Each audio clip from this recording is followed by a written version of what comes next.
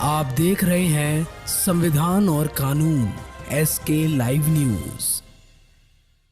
नमस्कार, आप देख रहे हैं एसके लाइव न्यूज, जहां आपका बहुत बहुत स्वागत है। आज की खास खबर उठकर सामने आ रही है। कड़ी शक्ति के बीच 37 कैदों पर शुरू हुई इंटर की परीक्षा। कदाचार मुक्त परीक्षा लेने के लिए प्रशासन ने जारी किए कई दिशा निर्देश। जूता मोजा पहनकर केंद्र में प्रवेश करने की अनुमति मिली। जी हां, ये खबर है नवादा से। नवादा जिले में बड़ी चौकसी के बीच गुरुवार आज 1 फरवरी से इंटर की परीक्षा शुरू हो रही है। बिहार विद्यालय परीक्षा समिति ने इंटर परीक्षा के मद्देनजर छात्राओं के लिए कई दिशा निर्देश जारी किए हैं। इनमें परीक्षार्थियों को ठंड के कारण जूता मोजा पहनकर परीक्षा केंद्र में प्रवेश करने की इजाजत दे दी गई है। लिहाजा परीक्षार्थी केंद्र के भीतर जूता मोजा पहन कर प्रवेश कर सकते हैं। जिला के 37 परीक्षा केंद्रों पर परीक्षा 2 फलियों में होगी। पाली की परीक्षा शुरुआत 9:30 बजे से शुरू होगी और दोपहर 12:45 तक चलेगी, जबकि दूसरी पाली की परीक्षा 1:45 बजे से शुरू होगी और शाम 5:15 तक चलेगी।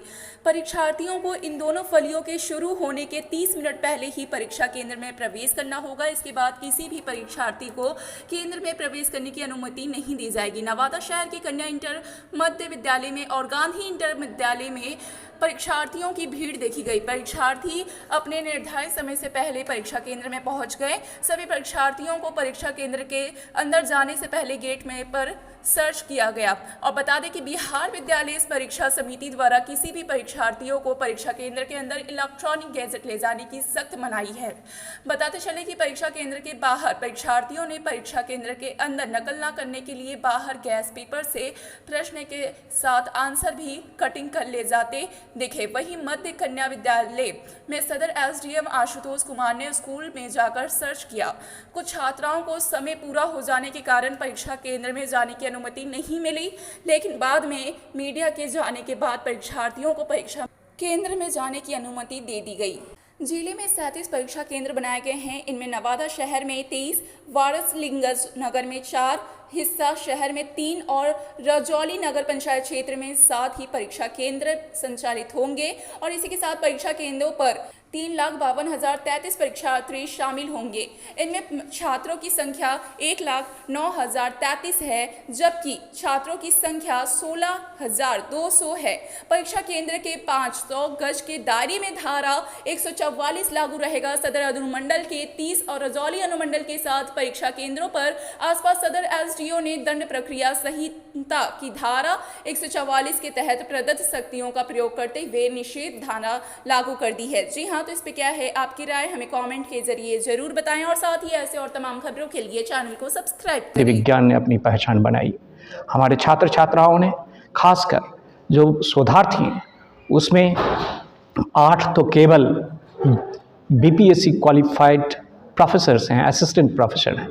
उसके बाद 8 हमारे पास जेआरएफ है, 16 और 8 अभी तक नेट क्वालिफाइड हैं, 24। 30 बच्चों में से 24 बच्चे हैं जिसका भविष्य सुरक्षित है। मात्र 6 बचे हैं जिसके भविष्य को सजाने और संवारने का काम यह राजनीति विज्ञान विभाग करेगा। मुझे लगता है हमारे छात्र छात्राएं, उन्हें कुछ सुविधा नहीं दी जाती है। हमारे पास पुस्तकालय नहीं है, हमारे पास सही ढंग से क्लासरूम नहीं है, बैठने की व्यवस्था नहीं, उपस्कर नहीं है, फर्नीचर नहीं है, बुक्स नहीं है, जितने टीचर्स होने चाहिए वो नहीं है। हमारे पास सारी सुविधाओं से अगर सर, आज राजनीति विज्ञान विभाग में 1 साल पे मिसाल कार्यक्रम आयोजित किया गया है, इसमें आपके क्या विचार हैं? जो हमारे विभागाध्यक्ष मुनेश्वर यादव सर जी हैं, उनका 1 फरवरी 2024 को 1 साल पूरा हुआ और इसमें बहुत सारे ऐसे ऐतिहासिक काम हुए, जैसे 2 राष्ट्रीय सेमिनार का आयोजन हुआ और विश्वविद्यालय वाला जो कैलेंडर है, मतलब जो पॉलिटिकल साइंस में महापुरुष हुए हैं, उनके मतलब हर एक कैलेंडर को मतलब विभाग द्वारा अक्षरशः पालन किया गया।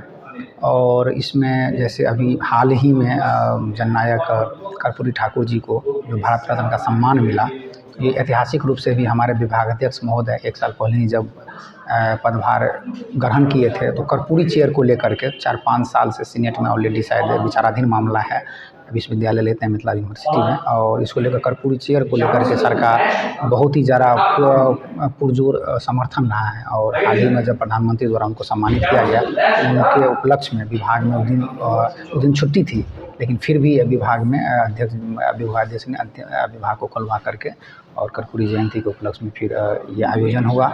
और हाँ, और आज का जो खासतौर पर कार्यक्रम था, बहुत ही शॉर्ट नोटिस पे कम से कम 125 बच्चे की भागीदारी थी और बहुत ही सफल रहा। बच्चों ने बढ़ चढ़ कर हिस्सा लिया और सर के कहे गए एक एक शब्द, मतलब एक साल में जितने भी प्रोग्राम हुआ, हर एक प्रोग्राम में एक प्रोग्राम से दूसरे प्रोग्राम में सर की जो कही गई बातें एक दूसरे में काफ़ी मतलब सीखने को मिलती है। मतलब एक लेवल से आप ये समझ सकते हैं कि आज जो बोले हैं, आने वाले समय में उनकी परिष्कृत रूप देखने को मिलता है। और हम उनके जीवन को ही देखें कि ग्रामीण पृष्ठभूमि से निकल के किस तरह से जीएनयू का सफ़र किए और अपने वैवाहिक, सामाजिक, राजनीतिक सभी जीवन के सभी